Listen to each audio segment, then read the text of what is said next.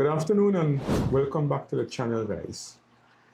And welcome back to another installment of RC Chronicles, where we speak to RC enthusiasts around Trinidad and Tobago to get some information on their journey on the RC hobby. And this afternoon, I'm in Trinidad and I'm here with Mr. Andy the Bique, one of the avid model enthusiasts on the island of Trinidad. If I'm mistaken, Andy, you're across many disciplines. Car, I think you do some drones and stuff like that. Right, so, and these are avid model enthusiasts on the island of Trinidad. And you know, they say when you can't get the man to come to you, you have to go to the man. So I've journeyed to Trinidad today to have a sit down with Andy about our hobby that we love so much. So welcome to the channel, Andy. Thank you, man. And I'm really looking forward to this little conversation this afternoon. All right. So Yeah. outside of the modeling hobby, who is Andy the Bique? Okay.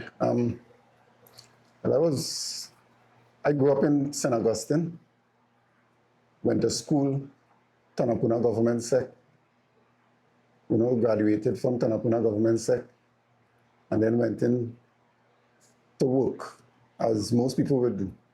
My main thing was roller skating. I used to roller skate and do stunts and all kind of things. That was a long time ago. That was a long time, a long time. Used to do stunts. Yeah. I used to ride bicycles, After leaving school and starting to work and things, I got into martial arts.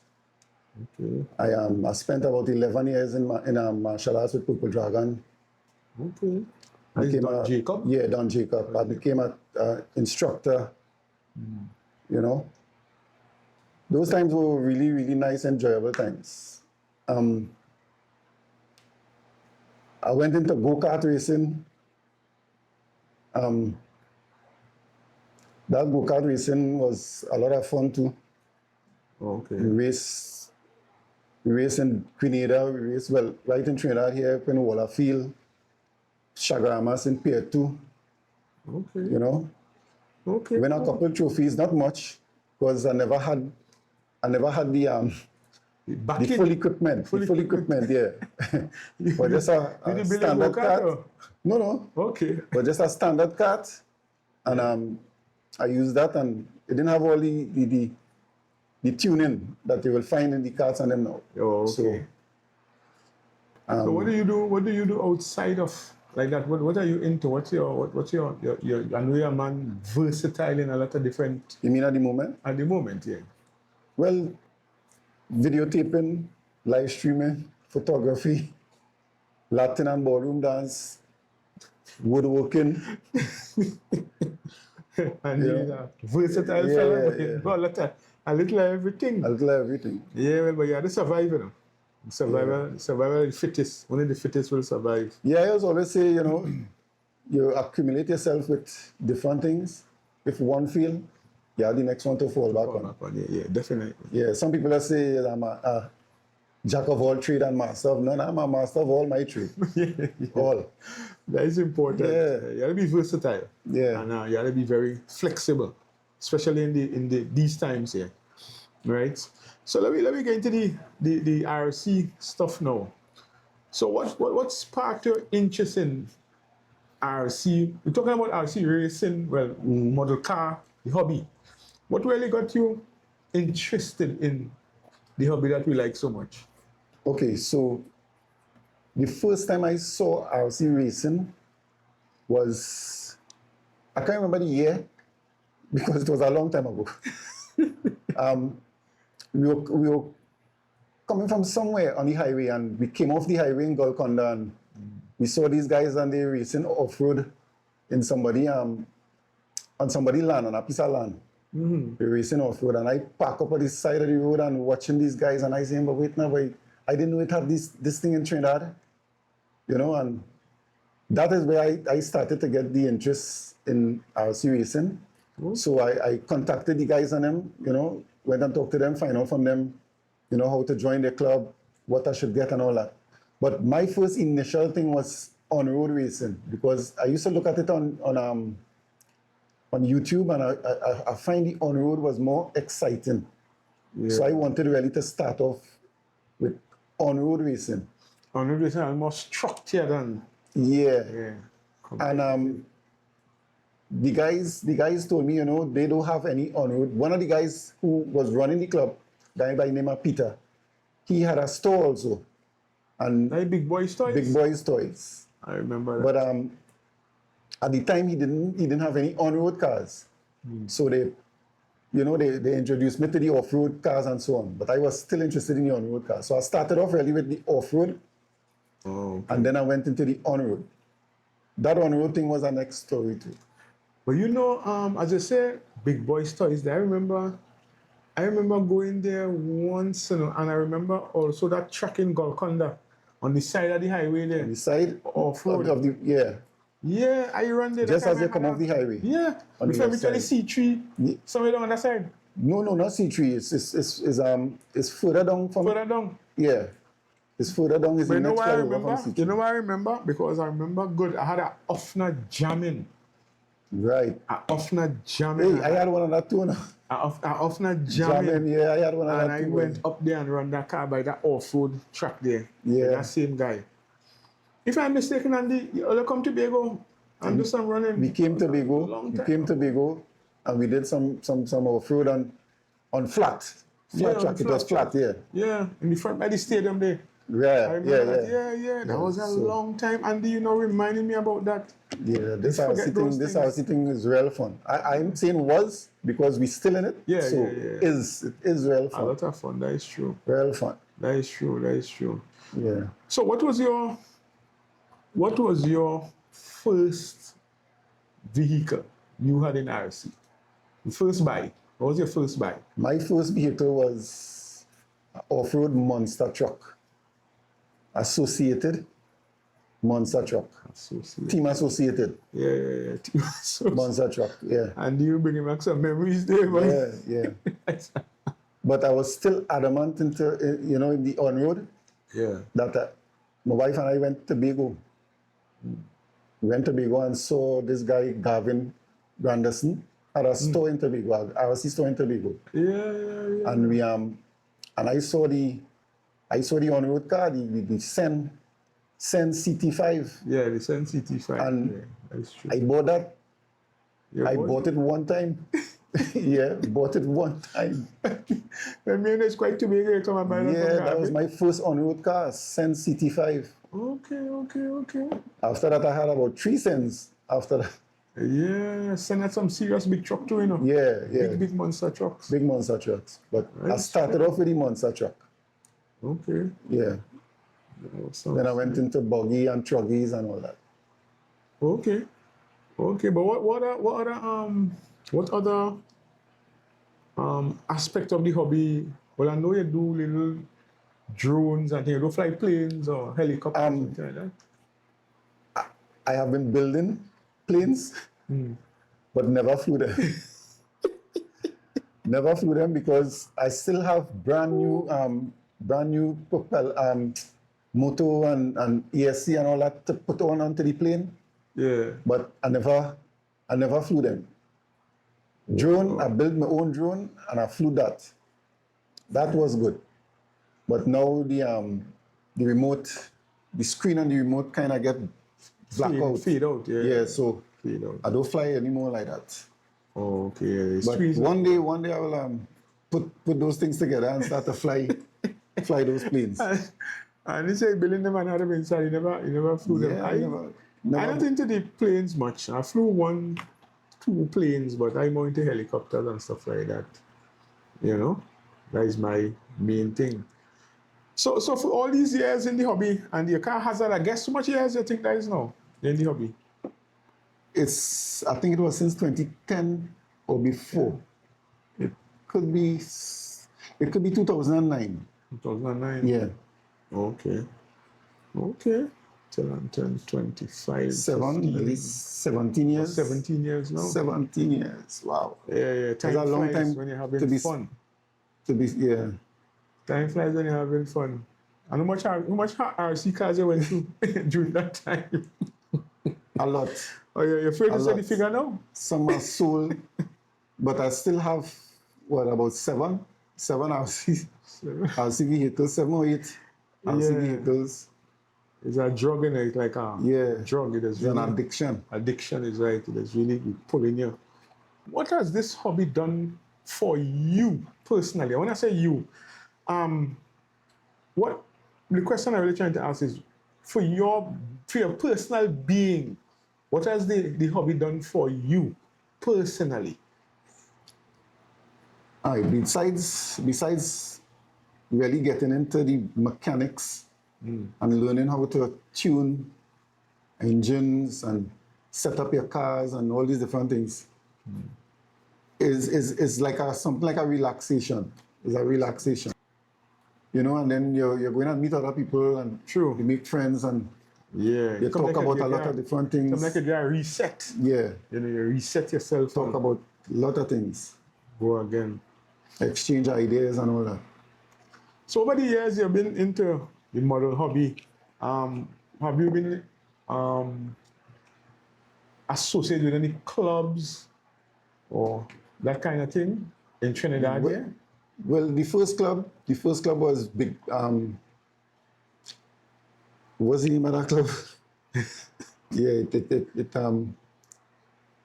Trinidad and Tobago Model RC Association or some kind of thing. Can't remember exactly what it was. But anyway, it was the off-road club. Okay. You know, we race in down on the creek. We had a track there for some years. That racing was real fun. Very dusty, but real fun. On the creek? On the creek. Yeah, down by the creek. Okay. And then we went and we had a couple races down at Sanderson's place down Point 14. Okay. And after that, well, everything just crushed. We did have a couple races in Barbados. We went Barbados and we raced some off-road there too. Okay. Well, I've never heard about the creek. Yeah, we had a big club. We had a big club on the creek. We had a big club on the creek. You see on the side where they have all the industrial stuff? Yeah. Yeah, we had a big club there. We had about 30 racers. Okay. Never knew Buggy, that. truggy. Yeah, it was really good. Okay. It was really good. Great stuff. International, you ever did anything international? Well, the only international was Barbados. Barbados? Yeah. Okay. For the off-road, when we did the off-road. For on-road was Curacao, Jamaica, Barbados. Okay. Yeah, those were the three places I went on a race. So but that was more on-road. On-road racing. Yeah, on-road racing in Jamaica, on-road racing in Curacao, on-road and off-road in Barbados. So outside of being a therapeutic hobby and, you know, get to meet people, you get to do all the traveling as well. Meet the racers outside. Mm-hmm. Yeah. That is good. I've been to Jamaica. I've never been to Curacao, but I've been to Jamaica, I've been to Miami. I think we went Ecuador one time. Ecuador, yeah. Yeah, I went to Ecuador. I've never been outside of the Caribbean, but it feels like you're outside because you're racing against some really tough racers. Yeah, definitely. Yeah, because a couple times in Curacao they had international people came in and raced with them. So that is true. What if you know of anybody that wants to get into this hobby now, right? What would be your advice to them? Any new person trying to get into the modeling hobby? Any discipline really, modeling. All right. You see, it depends on what that person actually looking for. If they're looking to race, sometimes you might bounce up somebody might call and say they want this or they want that, but they're looking for a quick fix.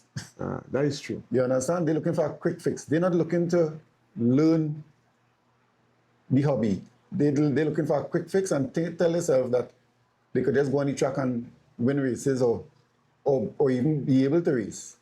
Yeah. All right. I don't think I learned like that.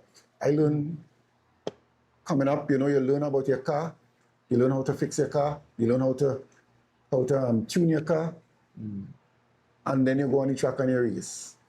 But it have guys now, they just want to buy a car, ready to run, not a professional racing car, ready to run, although ready to run. You could race with that too. I was calling it ready to repair. Ready to repair. Yeah. And they just straight on the track without understanding that if you tune your engine too lean, your engine will mash up. A lot of things they don't understand. They don't watch videos. They will always, every time something happens to their car, they will call somebody to try and fix it. They wouldn't learn to fix it for themselves or look at a couple of videos and learn to fix it for themselves, That is what I told that guy recently. So sorry for cutting across here. When you're buying, most guys, as I would have seen, buy planes especially, not cars so much. Planes, they'll go and buy them. They will come here, they would see men flying, and they wouldn't ask anything. They would go and buy a plane and go in a corner quite over so, and do their own thing. They say they take off, they crash, they go with a garbage bag, pick up all the parts, and then they come in to ask questions about it. Yeah. Yeah, they want to find out for themselves. Yes, there is some people learn like that, but I think in this hobby, it's always good to get the local input and try to get vehicles, whether it be plane, helicopter, cars, off-road trucks. Try to get what we have here, so somebody could assist you with parts and tuning and that kind of thing. That is some of the advice I like to give to new modelers. Well, from here going forward now, what we look, well, this is 2026. We're looking forward to in the hobby this year. I mean, the hobby a little rough right now, but this year and beyond, what are you looking at for RC racing and stuff like that? Well, actually, I hoping, is a big hope, hoping that we get other people to join. We get some new guys, we train them, we show them what to do, put them in a class with themselves, let them race among themselves. How do you feel we could do that, Andy? How do you feel? And that's across the board in the hobby, I find now, boy, to get people involved in the hobby. One of the things I was looking at is going to those car shows, renting one of their spaces, one of their tents, and putting our stuff in the tent and demonstrating our stuff. Demonstrating what we do. We have a screen. Simulator kind of thing? No, not a simulator, but a screen showing videos of our racing. Oh, okay.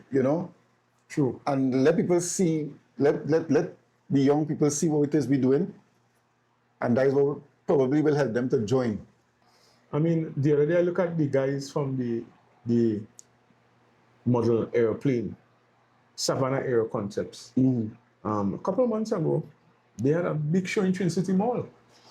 A big show displaying the planes and static stuff, and they do a lot of training. I do see a lot of flyers on Facebook when they have these intermediate introduction to RC planes and things like that. A lot of schools come and they train them, and they have the simulator set up. All right, they have to put more effort into that part of the hobby to try to attract new blood. Because, I mean, is that set of old men racing right now? The new men, who's the new men racing? That's old men racing. No, you see, I was looking at it. Even there was a big car show. Well, it's every year they have that car show in our Mola field. We do another business called a barrel train ride, and they would hire us to go up there and drive around with the children and all that. And I always looking at it and saying, but there's something we could organize our club or RC club, put on a small track in the area down there, and let people see what we really do as RC racers. Things like that, because we can't wait for them to come to us. We have to go to them. True. So whenever we have a big car show, we just talk to the organizers, let them know, well, we want to showcase our stuff, because this is what we do. And a lot of people don't know that we have a club and don't know that we race in Trinidad. and we race internationally also. So you know, we need to come together and start going to these car shows that have a lot of youths, a lot of people who might be interested in it, and showcase what we do. That is my thing to build the hobby. This hobby that we in here. You know? Yeah. But there are strength in numbers. That is it. And I think there were times we had numbers. We had numbers when we were in Penal, Lime RC Club, we had numbers, over 30 racers. We had big crowds coming out. You know, and some fun following what we're doing. People we don't even know. We don't even know. They just see it happening, and they come and they support him. And we had that opportunity. Some good fun down there. But what I realized, I don't know if it's around the world or just in Trinidad, but as soon as people see that you're pulling a crowd, they think you're making money. And then they want to charge you a pound and a crown to use the place. To use the place, yeah. It don't work so with RC. RC is a hobby. It's a hobby, yeah. It's not a business. Yeah, it's a hobby. And they don't understand that. Get no kind of sort of money from that at all. Yeah, it's a hobby and not a no business. Trust me, never. I remember when we did that international in Tobago in 2018. And you know how we get the trophies and medals of that? It's foul we mind, you know. When we see that the sponsorship was really coming in to buy these things, me, Gavin, Atkins, we buy 200 white fowl. What? I build a pen home by me, right? And we mind them, it was 50-50 or 100-100. I can't remember. And when I buy feed, when that done, Gavin buy feed. When that done, Atkins buy feed. Wait. They said what? To buy trophies? To buy trophies. That is how that show came off, you know. In Tobago, you know. And I would grow those fowl by me. Get them, carry them by a man in whim, pluck them, put them in the deep freeze, sell to my friends and family. 200 white fowl, I tell you, we sell, and that's how I buy all them trophies by sports and games and all them medals and things. That's how we buy all them things for that. Also the international race in Tobago? Yeah. Okay. That's how that came off. Well, that's a story that I know here. That's how that came off. We get 1 or 2 little money from people, but no set of money to say, well, do all this. Do everything. Remember, you had to buy fuel. Because people flying in couldn't bring fuel, so we had to get fuel to sell. So all these things is I tell you, it's 200 white fowl we grow. And pluck them and fill my beepers and sell to my mom, my dad, my friends, my people in work. And that's the money we use to buy the trophies and the medals and all the other ancillary stuff for the event that come off in Tobago. We got a sponsor for the timing system. Somebody bought when we got the timing system, somebody sponsored that for us and bought that. But everything else there is white fowl. Well, Andy, but I feel we cover a lot of grounds this afternoon. Do you have anything else you think you want to elaborate on? Well, I call in on all RC enthusiasts, especially the on-road. I can't talk for the guys who just fly plane and helicopters and drones and all that, or even the off-road. I talking for the on-road people. I call in on people who interested in the on-road. They see, you'll look at videos on YouTube, and you will see what it is we're talking about. Come down to our race days, try to find out when we having our race days with Paul Drysdale to find out, or when we have practice, come down and see what we're doing and try to get in. And Vickers in Barrackpore. Vickers in Barrackpore. Yeah, they're just after Matai Imports going up the road. Yeah, in Barrackpore. So that's where we race and where we practice too. So you guys could come. Just let somebody know that you're coming, because remember, it's people property. So just let one of the guys in the club or the gathering do that. That you're coming. So we will expect you. But people get into it, come out, show your skills, show your talent. If you don't have the skills, we have it and we will share it with you. You have to be developed. You understand? Be developed. But the RC thing is a really good thing. Well, Andy, thanks again for allowing me into your home this afternoon. I know today There is is no problem. Sunday and everybody have their thing to do. So thanks again for allowing me into your home. The drive wasn't too far coming down here, you know. Really enjoyed the drive, and I hope that all what your plan for the new year for the hobby, you know, racing and stuff, that you get it all accomplished. See men done showing how much new thing they're buying and thing on the chat, eh? Yeah. Men putting out how much new motor and new ESC and all kind of thing men have on the chat. So men coming hard for 2026. But I tell them, man, it's not motor and ESC winning race. Exactly. Exactly. Motor and ESC don't win races, right? So that is the challenge there. So thanks again, and we see sometime on the track. On the Right? track. Thanks again, Andy. Yeah, man. Yeah, man. Good.